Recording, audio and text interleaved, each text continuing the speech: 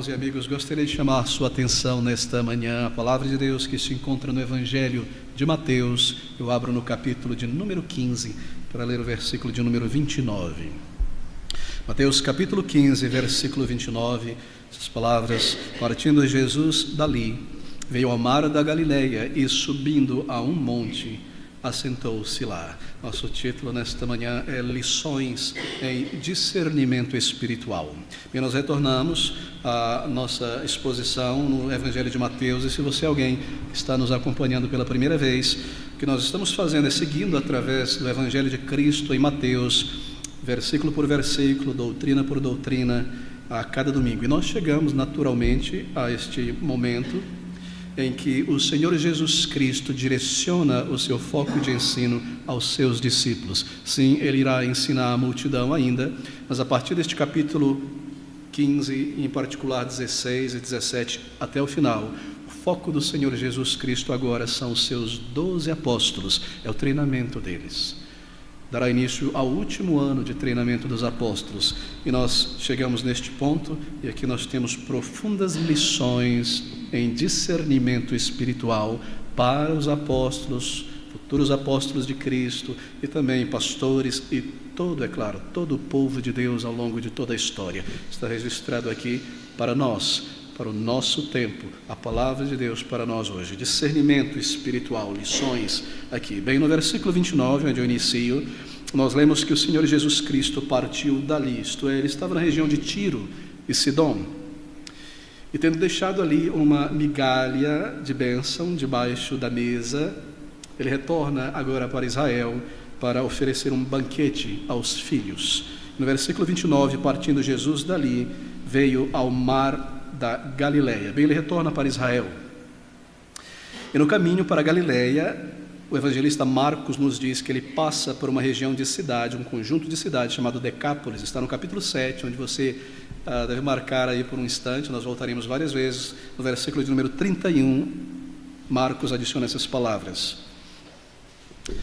Marcos capítulo 7, versículo 31, e ele, tornando a sair dos termos de Tiro e de Sidom, foi até ao mar da Galileia, observe, pelo meio das terras de Decápolis. Decápolis, uma palavra grega, o nome de uma cidade, o nome grego, deca, 10, polis, cidade, 10 cidades. Decápolis, um conjunto de 10 cidades, localizada ao leste do mar da Galileia, ao sul, ao leste do mar da Galileia, próximo ao mar, é claro. Cidades fundadas por comerciantes gregos e romanos, mas elas não estavam, embora chamadas de 10 cidades, ligadas em uma liga, em uma associação, assim por dizer, mas elas estavam em um conjunto de cidades reunidas ou unidas culturalmente, porque possuíam a mesma cultura, a mesma língua e o mesmo status, localização, cultura, língua, status políticos.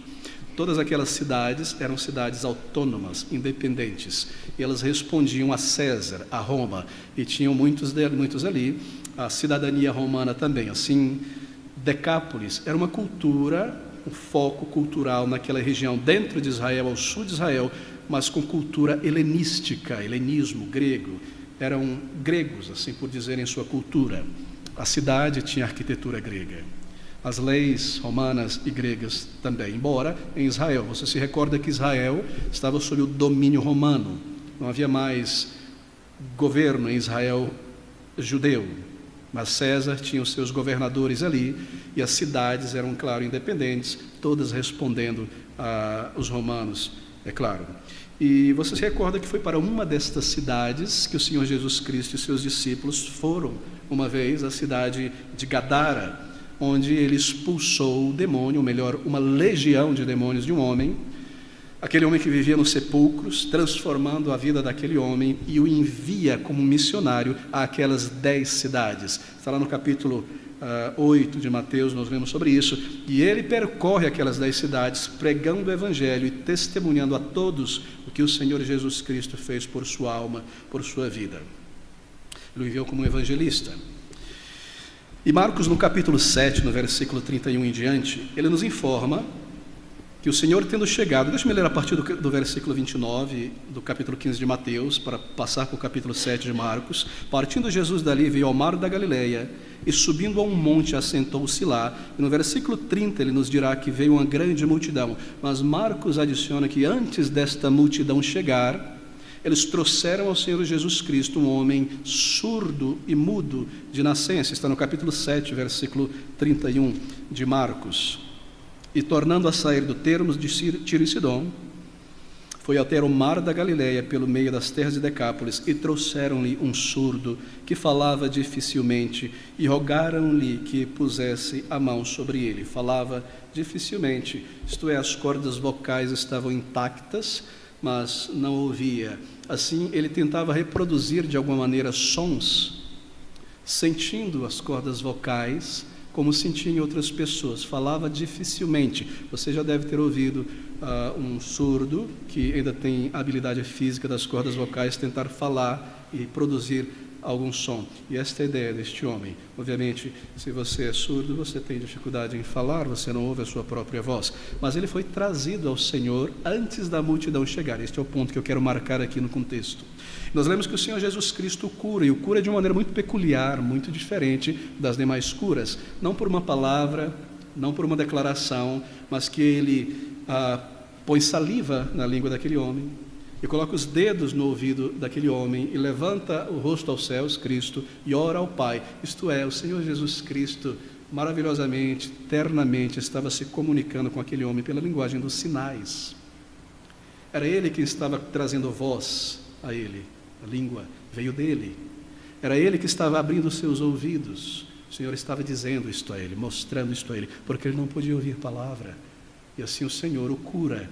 E é maravilhoso, nós já lidamos com isso, mas não é o nosso tópico aqui. E assim, tendo curado este homem, observe o que ele comanda aquele homem no versículo de número 30, ou melhor, de versículo de número 36 do Evangelho de Marcos. Ele comanda que não dissesse a ninguém o que o Senhor tinha feito por ele, e ordenou-lhes que a ninguém o dissessem, mas quanto mais lhes proibia, tanto mais o divulgavam. Bem, essa desobediência dele, daquelas pessoas, não leia isso como uma recomendação, um complemento. Não, o Senhor disse para não falar, mas eu vou falar assim, ele merece. Isso é desobediência.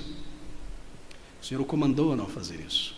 E o resultado dele ter feito isso é que, embora o Senhor Jesus Cristo foi a um lugar desértico com seus discípulos, nós lemos em Mateus capítulo 15, que tendo chegado àquele lugar, assentado, talvez para descansar um pouco, versículo 30, vieram a ele grandes multidões, que traziam consigo coxos, cegos, mudos e aleijados, e outros muitos, e os lançaram aos pés de Jesus, e ele os sarou. Ele desejava um momento à parte com os seus discípulos, por isso disse que não divulgasse a ninguém.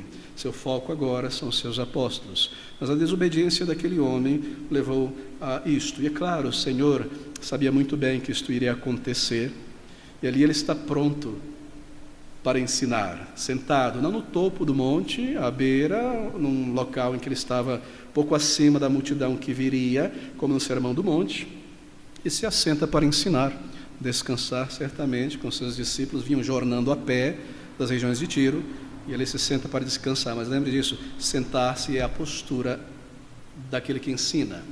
Na sinagoga levantava-se para ler o texto e assentava-se para ensinar. E o Senhor ali, veja a figura, está sentado, pronto para receber seus pacientes. E chegaram a ele, nos diz Mateus no versículo de número 30, vieram grandes multidões que traziam consigo tantos enfermos, coxos, cegos, mudos, aleijados e outros muitos, e os lançaram aos pés de Jesus, e ele os sarou.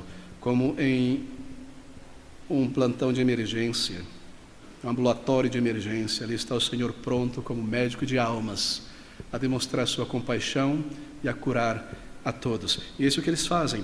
Grandes multidões, nos diz Mateus, não estritamente de judeus, porque veja, ele não está, embora em Israel, numa região tipicamente judaica, como no primeiro milagre da multiplicação dos pães. No primeiro milagre, somente judeus, em sua imensa maioria. Mas nesta segunda multiplicação de pães, esta multidão é uma multidão composta de uma população semi-gentílica, daquela região de Decápolis, de origem ou cultura grega. Assim, uma grande multidão se reúne em torno dele e eles trazem, você pode ver aquela multidão imensa de pessoas carregando em macas ou ajudando no braço, coxos, cegos, mudos, aleijados e outros muitos, e os lançavam aos pés de Jesus. Não literalmente os jogavam, não descuidadamente, mas eles faziam isso que Mateus quer nos ensinar, nos mostrar, que eles colocavam com muita pressa esses pacientes aos pés de Cristo Jesus, porque a multidão aumentava e todos vinham a Cristo com o mesmo propósito de cura. Assim que ele chegasse primeiro, já colocava o paciente ali para ser curado. E essa é a grafia da narrativa aqui. E vieram a ele grandes multidões e lançaram aos pés de Jesus os enfermos, e ele os sarou. Ele sarou a todos. Versículo 31, de tal sorte que a multidão se maravilhou, vendo os mudos a falar, os aleijados sãos, os coxos a andar e os cegos a ver, e glorificava a Deus. Queridos amigos, ele curou a todos, total, inteira e completamente. Você percebe quais são os pacientes aqui? Veja comigo novamente, não são doenças psicossomáticas e trouxeram aos seus pés aqueles que tinham dor de cabeça, aqueles que tinham uma dor não localizada, uma fadiga, não, são enfermidades orgânicas aqui, coxos, pessoas que não andavam direito por uma dificuldade, um tendão falhado, uma ferida muito grande, um acidente, aleijados, pessoas que não possuíam algum membro de nascença ou por acidente, muitos, e o que o Senhor fazia? O Senhor os sarou completa e inteiramente. A visão deve ter sido maravilhosa para aqueles que testemunharam.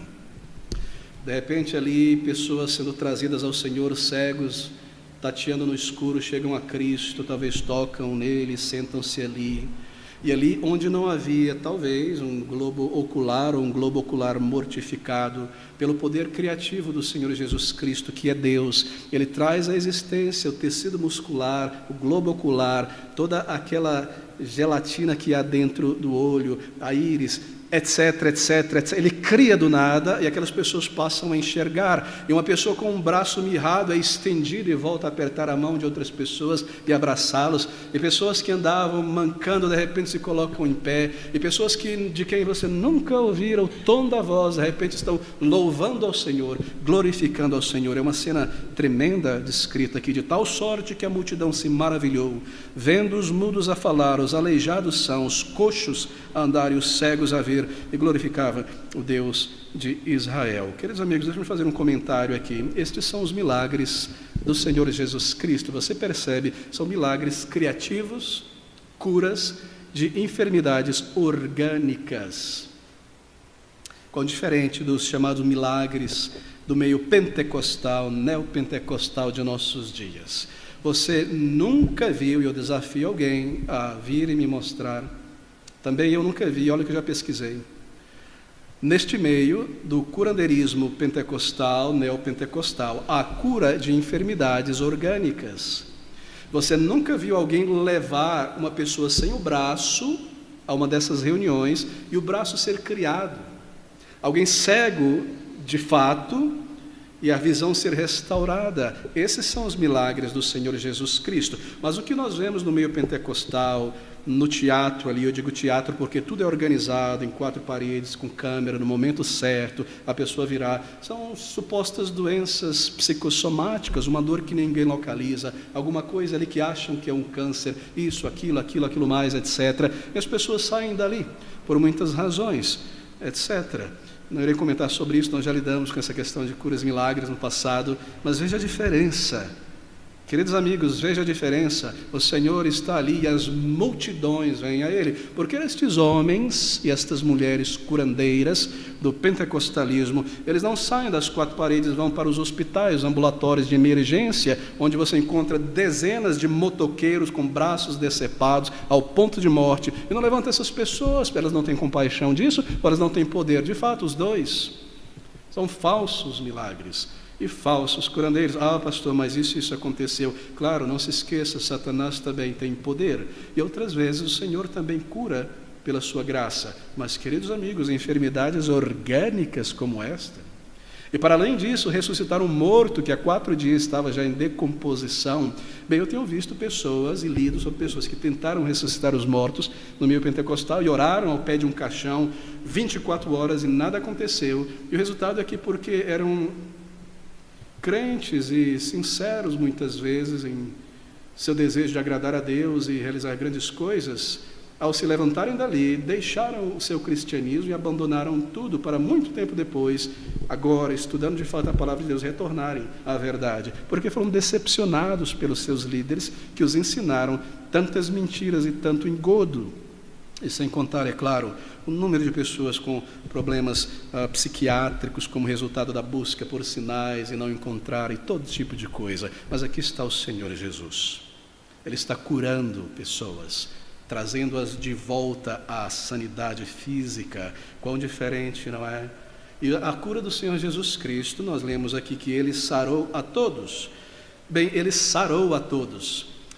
Eles saíram dali com vigor, com energia, prontos para andar, prontos para pular, para correr. Não foi uma questão de desce da sala de cirurgia, passa 10 dias na enfermaria até recuperar, você agora pode andar, mas vai devagarzinho para estar recuperando. Não, Ele os sarou por inteiro, completamente, inteiramente. Eles voltaram dali como pessoas renovadas.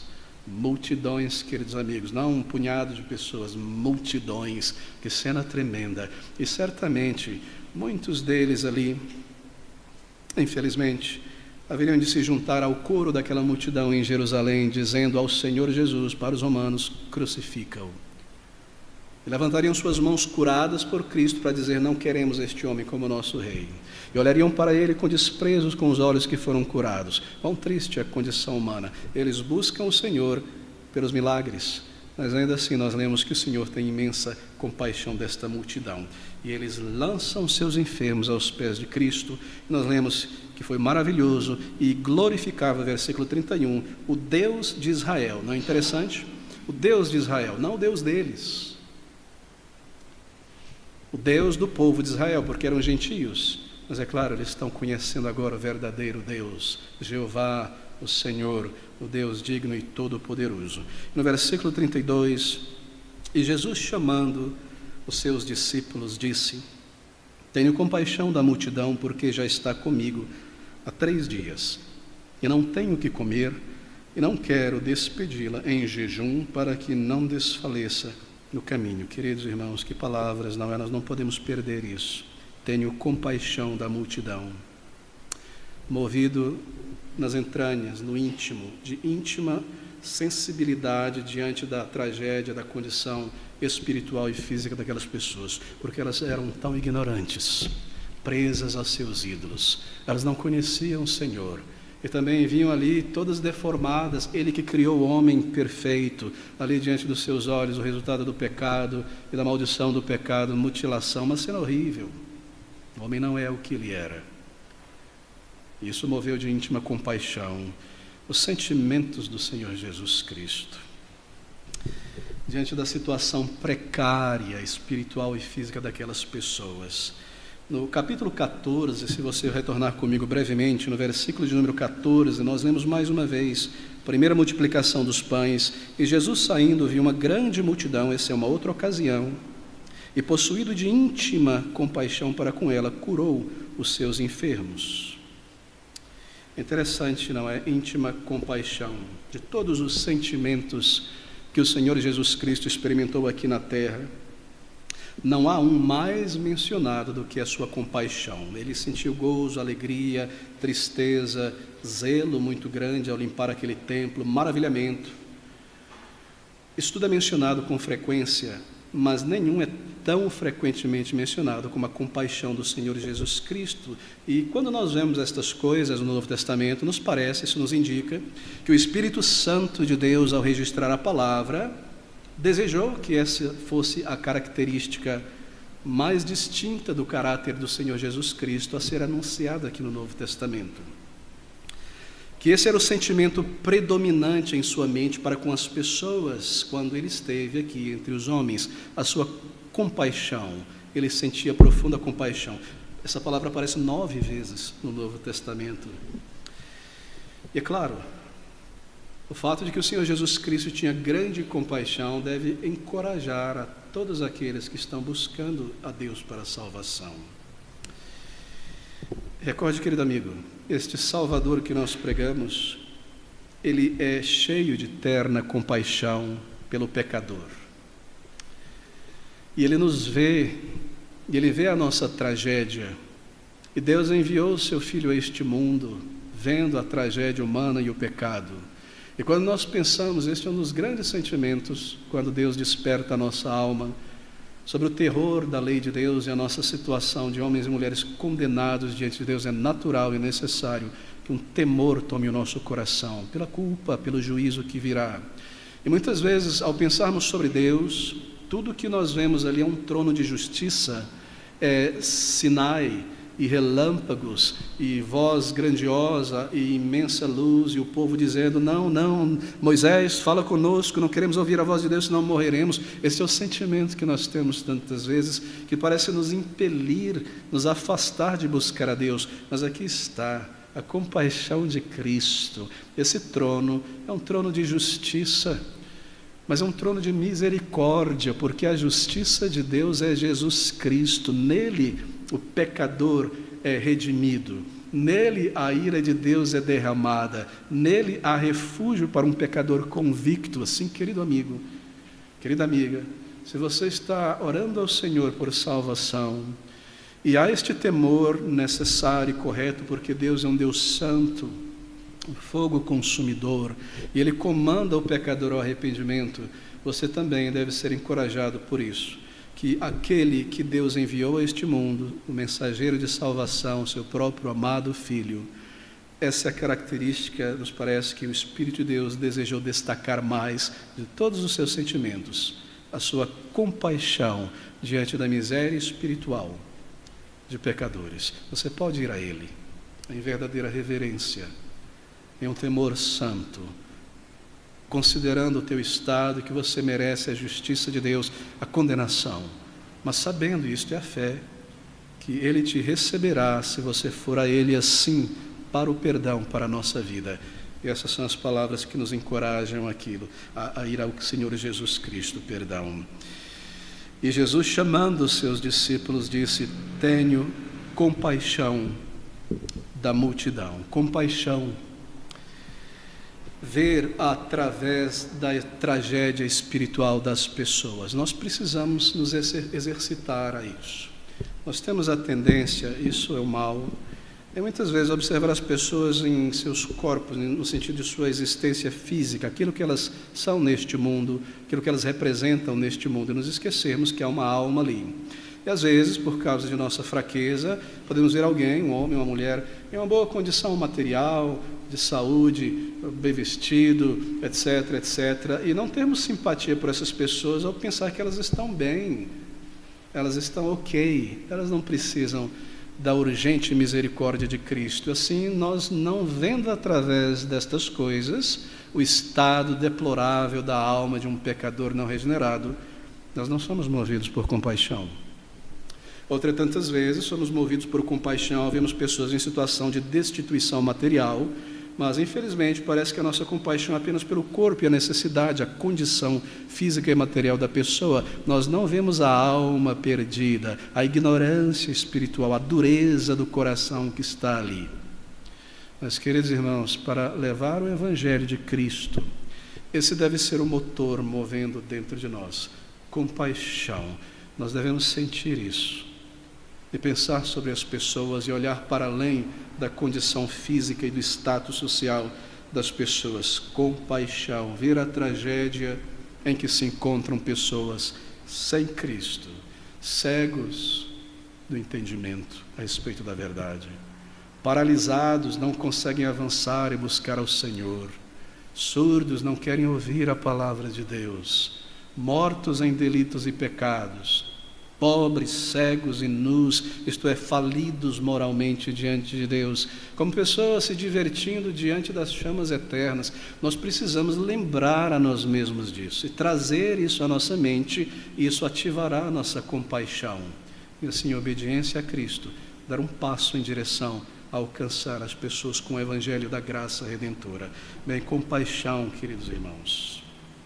Como ovelha sem pastor, e você não conseguirá de fato evangelizar alguém, porque evangelizar envolve também orar por aquela pessoa, não apenas anunciar a verdade do evangelho, mas engajar com a alma, instando, buscando convencer, como se dependesse de você salvar aquela pessoa. Se não houver compaixão, se não houver verdadeira compaixão, grandes sentimentos são necessários, não uma compreensão fria, teológica fria do estado da pessoa, mas grandes sentimentos.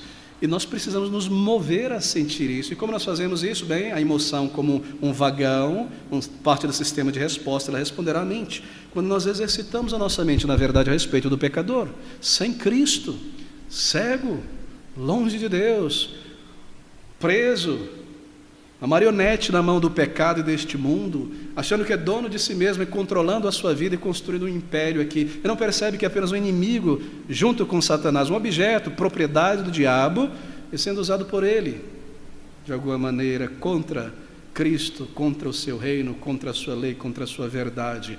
Nós devemos pensar assim, queridos amigos, não há neutralidade no reino espiritual, não há nenhuma neutralidade, ou somos de Cristo ou não somos. E se não pertencemos a Ele, bem, então somos ainda filhos do maligno, filhos da perdição. Isso deve mover nosso sentimento.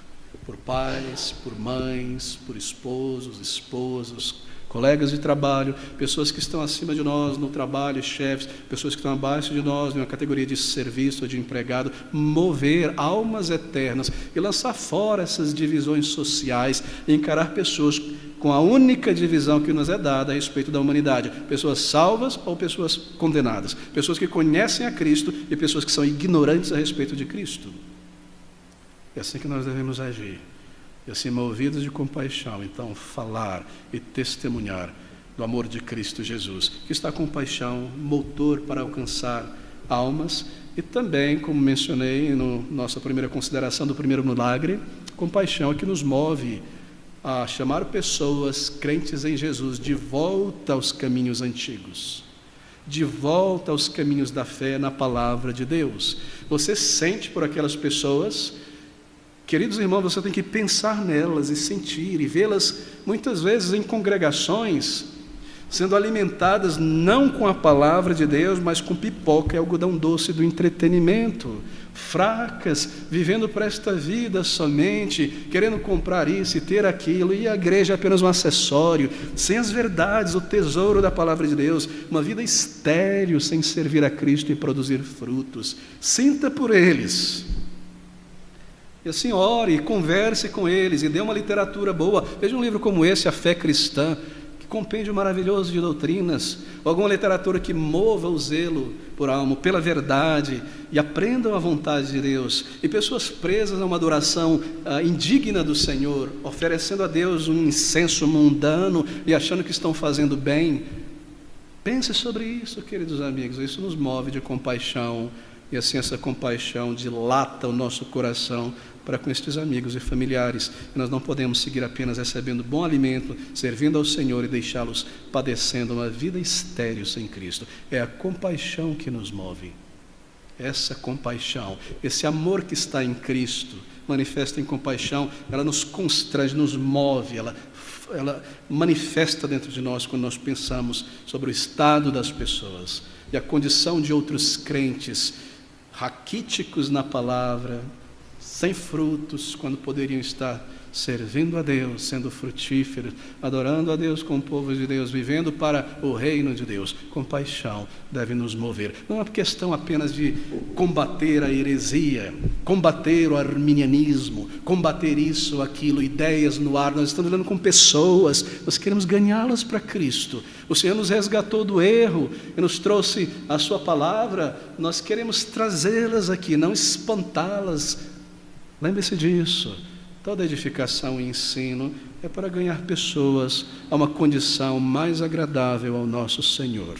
Assim, compaixão nos move a lembrar disso. Aqueles que vêm ao nosso meio, pessoas com quem conversamos, muitas vezes, mesmo na internet, não quero mencionar a internet, quão tristes são esses debates, quão horríveis, quão indignos.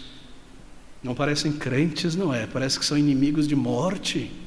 Ao debaterem uma questão, queridos irmãos, fuja deste meio. Não participe, não leia, não dê audiência, ibope e likes para esse tipo de coisa. Fuja disso. Quão distante da santidade de Cristo e da compaixão de Cristo. Lidam com coisas gloriosas de uma maneira belicosa, errada, e nós não queremos ter nada a ver com estas coisas. Assim, deixe-me concluir este ponto. A compaixão de Cristo, esse é o motor para evangelizarmos e para ajudarmos crentes no Senhor Jesus Cristo. Mas eu devo mover aqui e correr, porque o nosso tempo corre também. A compaixão de Cristo também deve ser refletida em nossa pregação. Isso é muito importante. Há uma tendência no meio reformado, sobretudo naqueles que descobriram recentemente as doutrinas da graça, em que a pregação parece ser apenas relâmpago, trovejando. Não. Ao trazer a lei que aponta para o nosso pecado, o bálsamo de Cristo deve ser trazido imediatamente. Assim, a compaixão deve estar presente. Uma das funções de um evangelista, um pregador e de todo crente ao comunicar a verdade do Evangelho é, com todo temor e toda simpatia, isso inclui na compaixão, buscar mostrar o grande coração de Cristo por pecadores que se arrependem e o buscam. Assim, isso deve refletir em nossa pregação. Bem, eu sigo então para o versículo de número 33 do capítulo 15, estas palavras. E os seus discípulos, ele queria que a multidão não desfalecesse, não desmaiasse voltando para casa. E os seus discípulos disseram-lhe, interessante aqui, queridos, de onde nos viriam no deserto tantos pães para saciar tal multidão? Bem, pelo menos eles não pediram ao Senhor, Senhor, não sei, despede a multidão, como no primeiro. Não fizeram isso. Parece que simpatia começou a brotar no coração daqueles homens, não é verdade? Todavia, eles se esqueceram, ou pelo menos não exercitaram a memória da fé. Que vagarosidade nesses discípulos. Como eles são um espelho para nós, se nós somos honestos diante da palavra de Deus. Nós somos assim muitas vezes. Com que frequência nós temos esquecido o intervir de Deus em nossa vida, a provisão de Deus em nossa vida, a resposta que Ele nos deu a uma oração angustiante pouquíssimo tempo atrás, e nós repetimos depois de algum tempo, talvez com a mesma dúvida, ou melhor, talvez não com a mesma dúvida, mas com uma fraca certeza. Bem, nós repetimos o mesmo questionamento: será que Deus está vendo tudo mesmo? Será que o Senhor está no controle? Quão vagarosos nós somos em exercitar a memória, a fé, trazer a memória. Meus irmãos, marque isso. Tenho aprendido em minha jornada cristã, e creio que é um aprendizado para todo crente, se nós somos atentos, conscientes em nossa vida cristã, que a memória, como uma faculdade da alma, é uma chave para bênçãos espirituais. A memória é uma chave para o fortalecimento da fé. Quando nós exercitamos a memória de ações passadas do Senhor, e é claro, lembre-se, a memória precisa de auxílios. Se você anota, respostas de oração clara, e nós exercitamos a memória com essas coisas, quando nós nos vemos deparado com uma situação grande, complexa, complicada, difícil, nós não vamos nos entregar à autocomiseração, que é o desmoronamento da fé. Oh, eu gostaria de ter feito isso. Oh, eu gostaria, oh, por que isso? Então nós lembramos que numa situação semelhante, o Senhor nos ajudou quando nós clamamos a Ele. Assim, os discípulos, eles não exercitaram a memória. E aqui esta resposta: como tiraremos de um lugar desértico como este alimento, pão para uma multidão como esta? O quê? Eles esqueceram a primeira multiplicação dos pães e que eles foram instrumentais na mão de Cristo para distribuir. E eles viram o Senhor criar a partir daquela matéria primeira, o pão, outros pães e peixes. De onde vamos tirar? Ali está a fonte. De onde vamos tirar? Ali está o celeiro, Cristo Jesus. De onde nós vamos tirar, Senhor? Não exercitar Eu creio que isso muitas vezes chega a ser uma afronta ao nosso Deus, porque veja, o Senhor em suas respostas, Ele mostra, não é, muitas vezes uma certa dessatisfação com seus próprios apóstolos. E nós muitas vezes corremos esse risco de dessatisfazer a Deus e vê-lo suspirar. Quando nós voltamos a agir em situações várias, como se nunca tivéssemos provado o poder de Deus, como se Ele nunca tivesse respondido em situações talvez piores, e nos perguntamos, de onde é que eu vou tirar um livramento, uma situação dessa, essa? O temor. Deus não existe, Cristo não é Deus.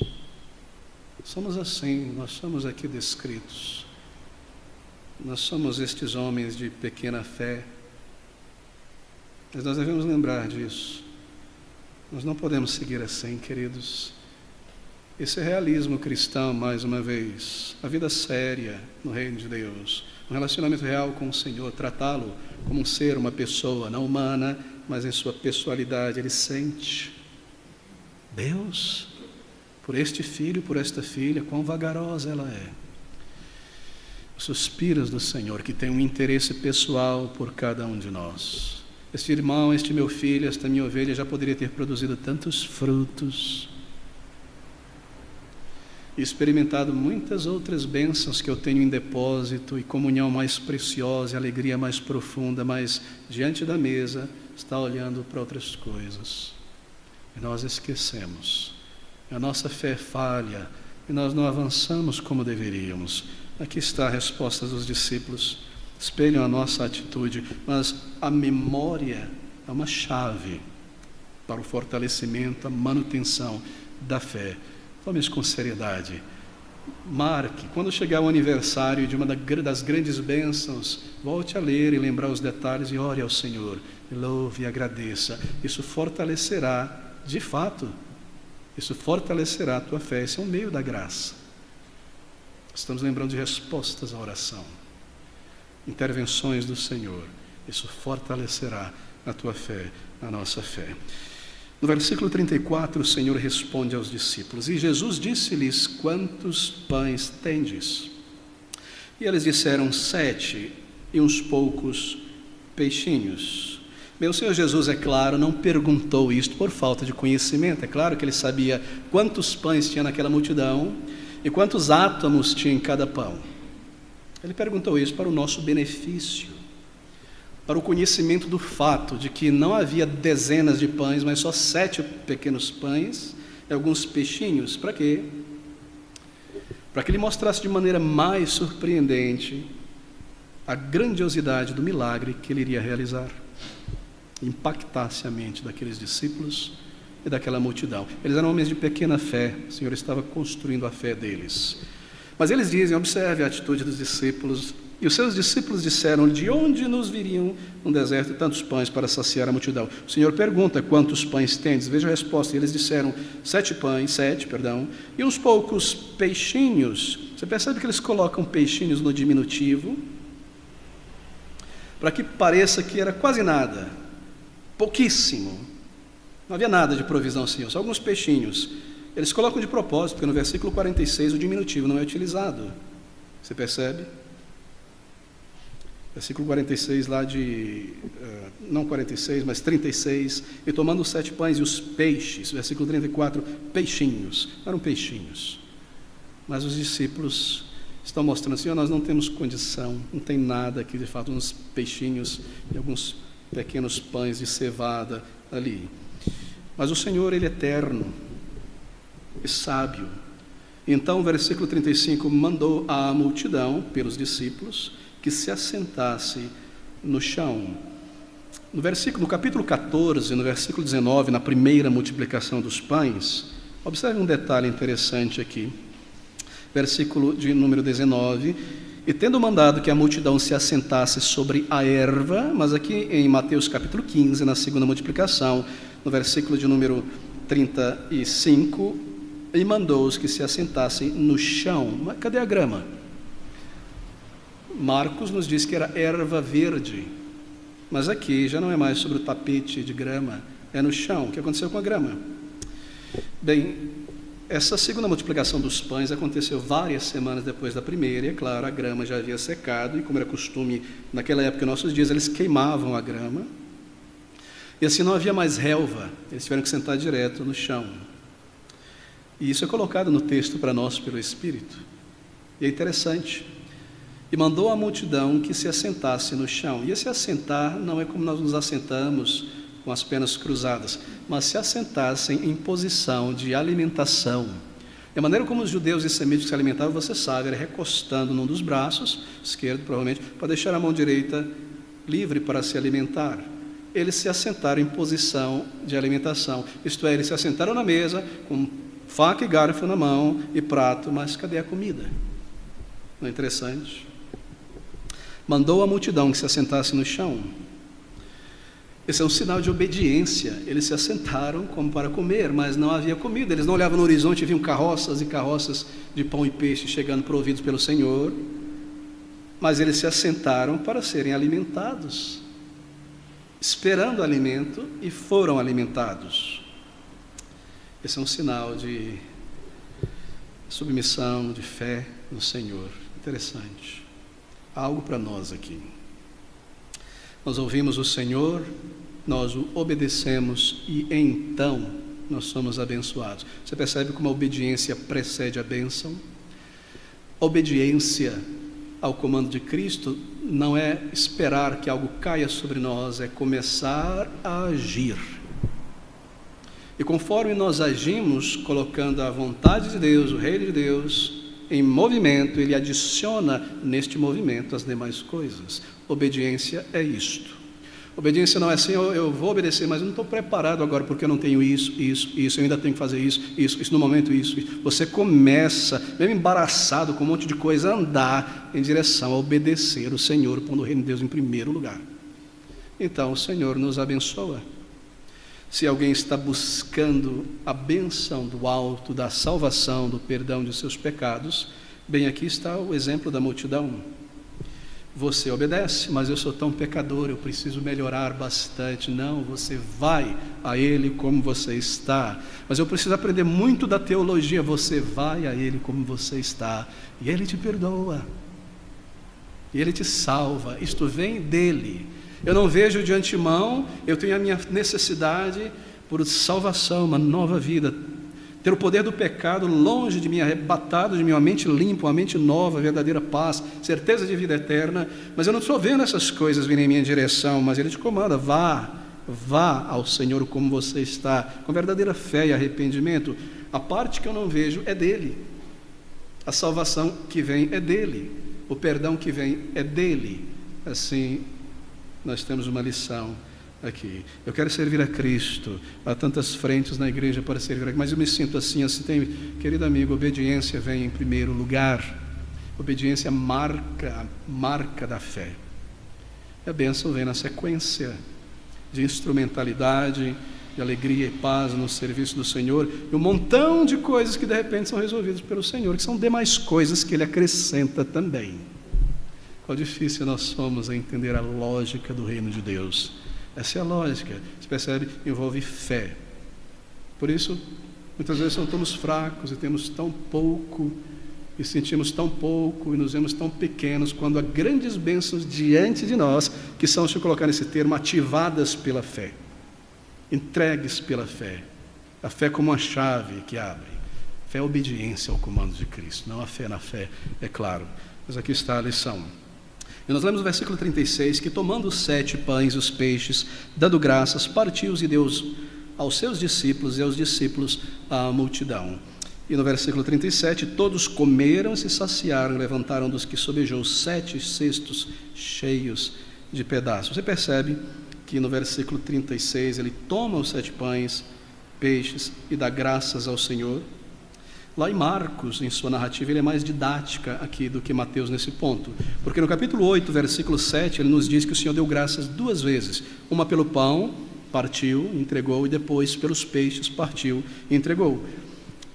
Marcos capítulo 8, versículos 6 e 7, ordenou à multidão que sentasse, tomando os 7 pães, tendo dado graça, partiu e os deu. Versículo 7, tinham também alguns peixinhos. Tendo dado graças, ordenou que também os pusessem diante. Por que ele não fez isso na primeira multiplicação, lá em Mateus capítulo 14? Bem, porque a multidão, a audiência, ele era de judeus, e eles sabiam, estavam acostumados com uma ação de graças apenas antes da refeição. O pai de família, na casa, dava graças ao Senhor, e então começavam a comer o que quer que fosse, a entrada e o prato principal, e depois o que quer que fosse. Não se agradecia por cada parte, mas aqui ele está diante de gentios, e ele quer ser mais didático e demonstrar que tudo vem do Senhor, e que não é uma questão de agradecer uma vez e seguir a minha vida. Eu devo buscar do Senhor e agradecê-lo em tudo. Nós aprendemos aqui, por isso que ele repete então o agradecimento. Mas veja, ele não entrega os pães diretamente à multidão. Nós lemos no versículo 36 de Mateus 15 que ele dá aos apóstolos, partiu Deus aos seus discípulos e os seus discípulos à multidão. Por que ele não entregou imediatamente? Ou melhor dizendo, por que ele não disse, sentem-se, olhem para o céu, abram a boca e enviou maná do céu? Porque certamente isso não daria aos discípulos do Senhor a oportunidade da instrumentalidade. E o que o Senhor está fazendo aqui, claro, levaria muito tempo também se fosse distribuir ele próprio, é evidenciando seus apóstolos, verdadeiros apóstolos, aos olhos daquela multidão. Porque muitos falsos apóstolos viriam, e é claro, haviam outros discípulos sinceros, 70 ou 120, mas o povo deveria saber que estes 12 aqui são os que eu separei para estarem comigo e os enviei. Assim, eles estão sempre ali como as mãos do Senhor Jesus Cristo. Meus queridos irmãos, Deus, essa é a aplicação para nós, Ele usa instrumentos humanos, é maravilhoso. Ele usa instrumentos humanos. Veja a inadequação desses apóstolos e veja a nossa, para estender a mensagem gloriosa, milagrosa do Evangelho. Ainda assim, Ele nos dá esta mensagem para levar. Não é bondoso o Senhor, que Ele usa instrumentos humanos? Ele poderia enviar os seus anjos, as pessoas ficariam espantadas e tremeriam, e se converteriam ao Senhor, mas Ele dá a nós a instrumentalidade. Se eu me coloco de lado, se eu me desculpo, me excuso, coloco-me de lado da obra do Senhor, eu perco de vista que Deus dá instrumentalidade a pobres discípulos como nós, tardios muitas vezes na fé, isso para que a glória seja dele, não nossa, que podemos nos exibir.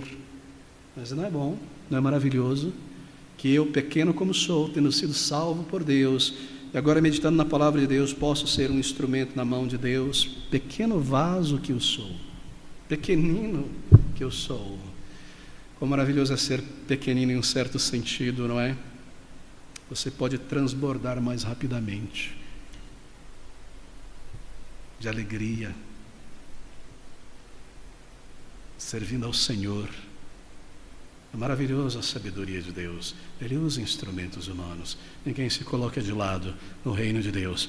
Todos nós, salvos pela graça de Deus, desde o início da conversão, temos uma parte na obra do Senhor. E o privilégio de termos uma parte na obra do Senhor, sermos contados como servos de Deus. É você contabilizado neste número de servos ativos do Deus vivo?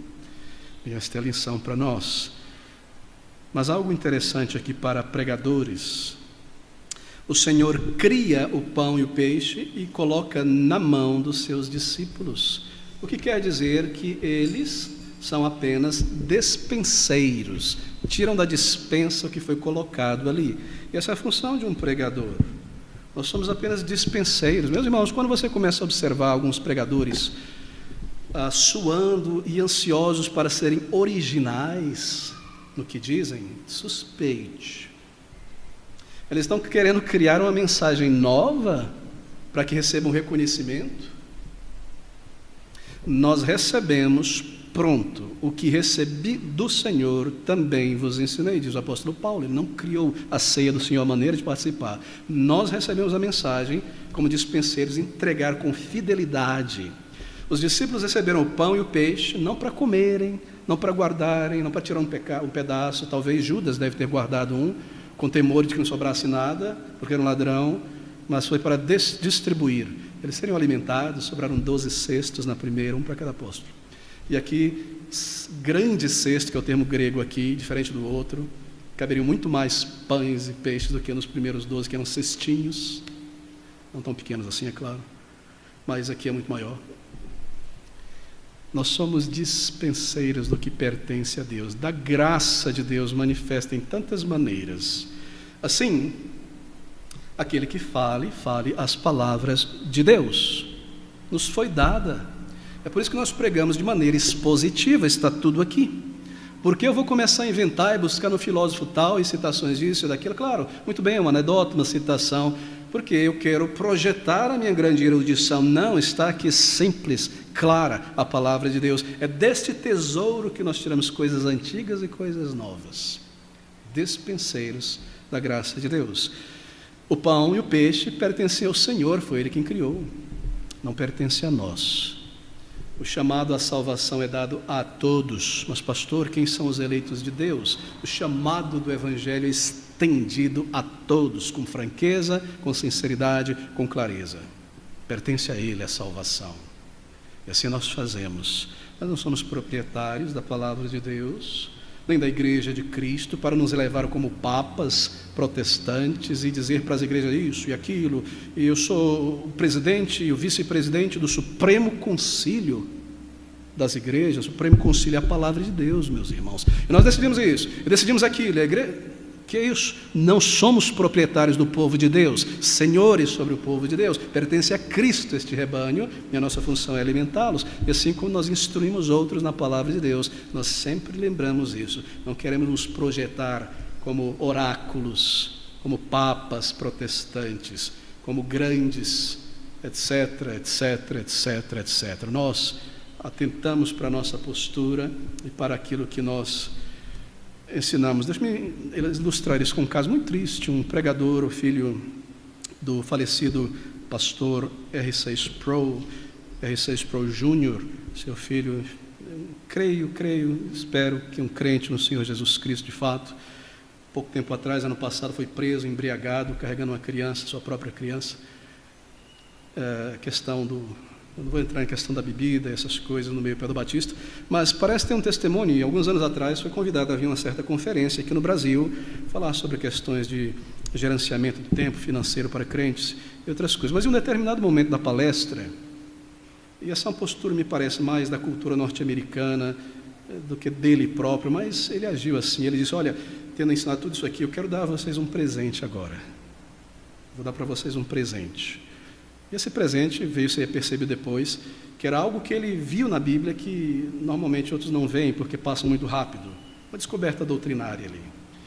E ele dizia: todas as vezes que você lê, na verdade isso não vem dele, isso já é mais antigo, e é algo bastante óbvio, o pecador aqui sendo ilustrado, lembre-se, esse é você. Verdade? Aqui está meu presente para vocês, para concluir isso aqui, meu bônus. Oh, queridos, o coração derreteu ali. Você percebe a mentalidade intelectual, propriedade intelectual. Foi eu que descobri. Coloco a minha trademark ali. E se você vai citar isso aí, tem que dizer que fui eu, mas eu vou dar para você sem royalties. A descoberta que eu tive aqui. Quão horrível. Quão horrível. Apropriar-se de algo que pertence a Deus e é dado pelo Espírito. Que ponto nós chegamos nesse meio reformado neocalvinista?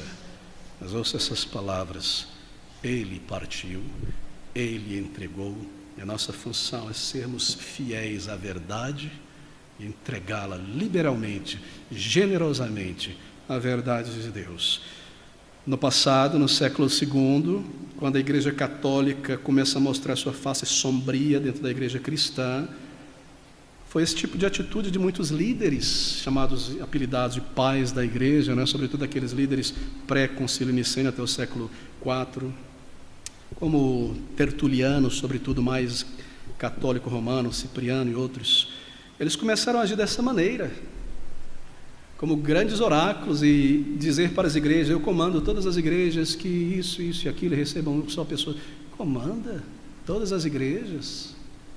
Recentemente, ouvindo há alguns anos atrás, um pregador famoso nos Estados Unidos chamado John Piper, tão reverenciado, me parece um crente de verdade, sim, mas em uma entrevista dizendo, olha, falando sobre o mundanismo, eu quero que as igrejas, e eu dou essa liberdade às igrejas, que elas se aproximem mais do mundo, sim, com temor reverente, pode ir no bar, sim, porque a intenção é buscar o perdido. Assim, eu quero dar às igrejas liberdade, esse escopo, essa latitude para o quê?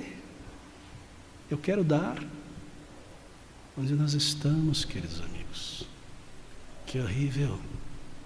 E como Satanás insufla a alma, assim, nós nos mantemos em nosso lugar, somos servos do Deus vivo para servir o rebanho de Cristo, o povo de Deus, servir ao Senhor. Isso está explícito aqui na maneira como o Senhor instrui os seus discípulos, a maneira como eles devem agir. Bem, nós lemos então que todos comeram, versículo 37, se saciaram e levantaram dos que sobejou 7 cestos cheios de pedaços. Ora, os que tinham comido eram 4.000 homens, além de mulheres e crianças. Podemos duplicar, pelo menos 8.000 pessoas, 10.000 pessoas. E sobraram vários cestos, 7 cestos cheios de pedaços. A palavra cesto aqui, no grego, é diferente do cesto lá da primeira multiplicação. Porque enquanto aqueles são cestos, a primeira, esses são cestos maiores, são fardos, são algo grande, que você carrega algo muito maior. Por exemplo, Paulo foi descido do muro de Damasco num grande cesto desse, cabe uma pessoa. Mas aqueles primeiros eram um pouco menores. Assim, provavelmente muito mais pães e peixes foram colhidos aqui do que naqueles 12. E isso está aqui para nós percebermos algo, que o Senhor, Ele proverá. Todos comeram. Mas espera aí, será que cada um não comeu um pedacinho de pão, deu para o outro, um pedacinho do peixe? Não, comeram e se saciaram. E comeram bem, porque foi criado, pronto, cozinhado, no tempero certo, na medida certa, para o paladar que Deus criou. Aquele peixe deve ter sido o melhor peixe que eles já comeram. Aquele pão deve ter sido uma coisa maravilhosa. Assim como o vinho lá das bodas de Caná foi o melhor, surpreendente, nunca experimentamos um negócio desse. Esse pão e esse peixe, pode ter certeza, eles se saciaram e saciaram-se bem aqui.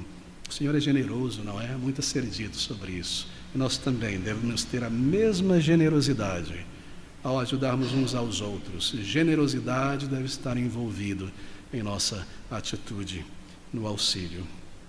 E no versículo 19, tendo despedido a multidão, entrou no barco e dirigiu-se ao território de Magadã. Despediu a multidão rápido, saiu dali, para que não corresse o risco dela querer levá-lo à força a Jerusalém e coroá-lo como rei. Então ele vai para a cidade de Magadã, que é do outro lado, agora no lado oeste do lago. Ele estava no lado leste oriental. Ele vai para o lado oeste, cidade de Magadã, de onde provavelmente saiu Maria de Magadã ou Maria Magdalena, o lado oeste. E nós lemos então no capítulo 16, e precisamos correr agora, que chegando-se os fariseus e os saduceus para o tentarem, pediram-lhe que lhes mostrasse um sinal do céu. A multidão ficou para trás. E meu tempo está acabando, mas eu preciso tocar nisso aqui. Nós temos instruções agora dirigidas aos discípulos, em particular em seu treinamento. Instruções, mais uma vez, sobre discernimento. Longe das multidões. É interessante observar como o Senhor ensina os seus discípulos. Mateus nos diz que quando ele chegou ali, os fariseus e os saduceus chegaram para tentá-lo. Isto é, eles não chegaram a Cristo honestamente. Mateus está nos dizendo que sua motivação não era honesta.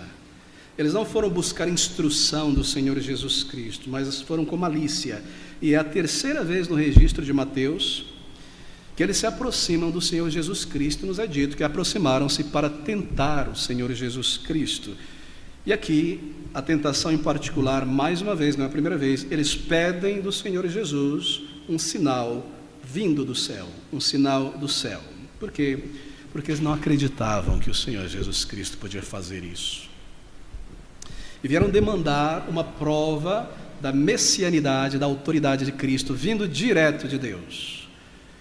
Mais uma prova. Eles rejeitaram milhares de provas. E agora pedem mais uma prova. Quão triste não é pessoas quando estão realmente cegas, eles partem para argumentos dessa natureza. Eles viram tantos sinais da divindade de Cristo, que somente o Senhor Jesus poderia fazer aquelas coisas. Criar do nada é um atributo divino. Sua sabedoria, perdoar pecados. Mas não, isso tudo é feito aqui, nessa terra. E, além do mais, pode muito bem ser que ele está em aliança com Beelzebu, e isso tudo vem dele. Eu quero ver alguém, um sinal vindo de Jeová, do céu. Talvez o que eles tinham em mente era maná caindo do céu, fogo descendo do céu. Mas a resposta do Senhor Jesus Cristo, no versículo 2, no versículo 4, é que não receberiam nada, nenhum sinal visível, físico vindo do céu, mas seria um outro sinal que eles receberiam. Queridos amigos, você busca o Senhor para a salvação. Há tanto a ser dito aqui. Talvez eu deva conservar essa parte para o culto da noite. Mas se você se senta dentro de você diante da verdade de Deus e diz assim, não, eu me fecho,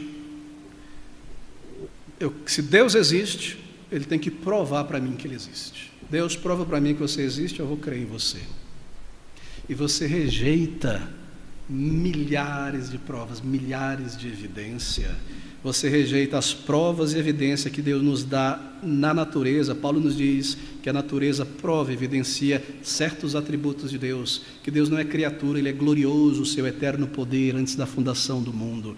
E eu olho para a natureza e eu vejo complexidade, ordem, design, parece que eu vejo uma mente desenhando e produzindo tudo. Eu digo, não, isso tudo veio por acaso, essa coisa maravilhosa, esse grande computador complexo do universo, isso veio do acaso. A chance cega do nada trouxe uma grande explosão, tudo isso aí. Eu nego, eu rejeito as evidências óbvias, contundentes, múltiplas, claras na criação. Eu rejeito o testemunho de Deus na história, não somente na história do povo de Deus, na Bíblia, mas na história da humanidade, onde você vê a marca das verdades da palavra de Deus nas grandes civilizações históricas, entre os sumérios, entre os egípcios, babilônios, egípcios, gregos. Ali está as narrativas, não é, da criação do mundo, sempre mencionando o que a palavra de Deus diz, é claro, de forma torcida e deformada, as intervenções de Deus, o fato de que Israel, em sua história, é mencionado nos anais das principais nações do mundo. E eu rejeito, não creio, Jesus não existiu, Israel não existiu, isso, eu rejeito e tapo os meus ouvidos. Então Ele envia o seu próprio Filho a este mundo. E eu rejeito. Não, Jesus, sim, Ele foi o primeiro comunista, sabia? É isso que Jesus é. Jesus era um hippie que andava para cima e para baixo de sandália de couro com seus discípulos, cabelão comprido. Esse era Jesus, um revolucionário social. Não, Deus eterno que se fez homem. Eu rejeito a sua palavra, eu rejeito as evidências. E eu rejeito tantas outras mensagens e evidências do poder de Deus nesse mundo e na vida de pessoas. Então não há mais nada para mim. Uma geração má e adúltera pede um sinal, e nenhum sinal lhe será dado, senão o sinal do profeta Jonas. E deixando-os, essa é uma repreensão, retirou-se. Deixa-os, disse o Senhor aos seus discípulos, quando eles ouviram Cristo e se escandalizaram. Deixa-os, seu julgamento logo chegará. E deixando-os, retirou-se. Somente o sinal do profeta Jonas, que Jonas esteve por 3 dias e 3 noites no ventre daquele imenso peixe, então foi recuperado de volta das profundezas do oceano, não sei onde esta baleia provavelmente chegou, nas covas marianas, profunda, 32 quilômetros de profundidade da superfície, e ali voltou da profundeza da terra, Cristo saindo do túmulo. Este é o sinal, mas nem assim eles creriam. E Jonas vai àquela cidade de Nínive, prega o arrependimento e, saindo do túmulo, envia o seu discípulo a toda Jerusalém e Judeia, e eles não creem como nação e o rejeitam. E assim, aqueles ninivitas que tinham muito menos informação evangelística creram, não sei se ao ponto do verdadeiro arrependimento, mas pelo menos ao retornar, ao abandonar as obras malignas, muito certamente pela fé na verdade creram e se converteram ao Deus de Israel. Mas estes não. E então, e este é um outro assunto que chegaremos no capítulo 24, logo o Senhor os visitaria com um sinal. E a sua cidade e o seu templo seria derrubado, destruído. Foram destruídos. Nínive se arrependeu e não recebeu destruição. Jerusalém, Corazim, Cafarnaum foi descida ao inferno. Uma visitação do Senhor Jesus em julgamento. Mas, queridos amigos, já disse isso tantas vezes. Bem, queridos, deixe-me pular algumas bênçãos aqui para concluirmos e darmos continuidade, então, no próximo domingo, porque o nosso tempo corre. Sim, os irmãos desejam que eu continue um pouco mais. Bem, eu não quero taxar os irmãos tanto assim, temos a obra do Senhor a ser realizada também daqui a pouco, mas deixe-me concluir aqui, e nós retornaremos no próximo domingo. No versículo 8 ao versículo 11, nós temos, no capítulo 16, alguns princípios de discernimento espiritual para nós. E Jesus, percebendo isso, veja no versículo 5, e passando seus discípulos para o outro lado, tinham se esquecido de trazer pão. E Jesus disse-lhes: adverti, acautelai-vos do fermento dos fariseus e saduceus. E eles arrazoavam entre si, dizendo: é porque não trouxemos pão. E Jesus, percebendo isso, disse: por que arrazoais entre vós, homens de pequena fé, sobre não terdes trazido pão? Não compreendeis, aqui está o princípio, não compreendeis ainda, nem vos lembrais dos 5 pães e dos 5.000 homens, e de quantos cestos levantastes, nem dos 7 pães para 4.000, e de quantos cestos levantastes? Como não compreendestes que não vos falei a respeito do pão, mas que vos guardasseis do fermento dos fariseus e saduceus? Então compreenderam que não disseram que se guardassem do fermento do pão, mas da doutrina. Gostaria de destacar essas palavras aqui. Acautelai-vos, adverti. O fermento do fariseu é este: ter uma religião nominal, mas uma vida distante de Deus. Primar-se e masterizar-se em liturgias, em pontos doutrinários específicos, mas ao longo da semana não ter uma vida espiritual. Esses eram fariseus e saduceus, eles eram adúlteros. Eles roubavam, eles dominavam o templo e transformaram o templo no comércio, exatamente como nós vemos hoje. Esse é o fermento, e quando isso entra na vida de um crente, isso corrompe. Acautelai-vos, diz o Senhor. Não permita o endurecimento do teu coração, que você se torne um crente nominal e não tenha uma vida espiritual ao longo da semana, e bebe desta cultura como mundano e tem as mesmas aspirações que o não salvo tem. Acautelai-vos disso. Para o crente ser levado pelo mundanismo, pela insinceridade, chamada aqui de hipocrisia. Queridos irmãos, acautelai-vos disso. Quantos se encontram em uma condição como esta no meio cristão? A igreja se tornou uma liturgia, o domingo, a ceia e outras coisas, e eu fico nessa liturgia. Eu sei o que eu estou fazendo, mas nenhuma vida espiritual. Este é o fermento do saduceu e do fariseu, a hipocrisia. Não há uma vida sincera com Deus. Segundo, não compreendeis, não percebeis. Perceba a memória, guarde as coisas que Deus fez, observe como Ele lida com você em particular. Não se recordam dos pães, dos 5.000 e dos tantos outros. Recorde, lembre o que Deus já fez por você. Lembre-se quem Ele é, lembre-se a quem servimos. Muitas páginas na vida são viradas, novos momentos, novas situações. Lembre-se a quem você pertence, lembre-se que você está jornando para a eternidade, lembre-se que este mundo não é o nosso lar, lembre-se, a chave, a memória. Acautelai-vos do fermento dos fariseus, de uma vida religiosa nominal, nada mais para Cristo com o povo de Deus, uma vida com a vocação e as aspirações deste mundo somente. Meus queridos amigos, não se irrite comigo, esta é a advertência do Senhor, e é uma advertência para o nosso bem, mas se nós não conhecemos a Cristo, também é para o nosso bem. Nós encaremos a nossa falta de vida na alma. E nos voltemos ao Senhor enquanto é tempo. Quanto desse fermento pode ter entrado em nós? Nós devemos nos examinar e nos acautelar. Bem, são princípios para o discernimento cristão e nós daremos continuidade, o Senhor permitindo, no próximo dia do Senhor. O Senhor nos abençoe a guardar estas verdades da sua palavra e a pô-las em prática, porque isso então será bênção para as nossas almas.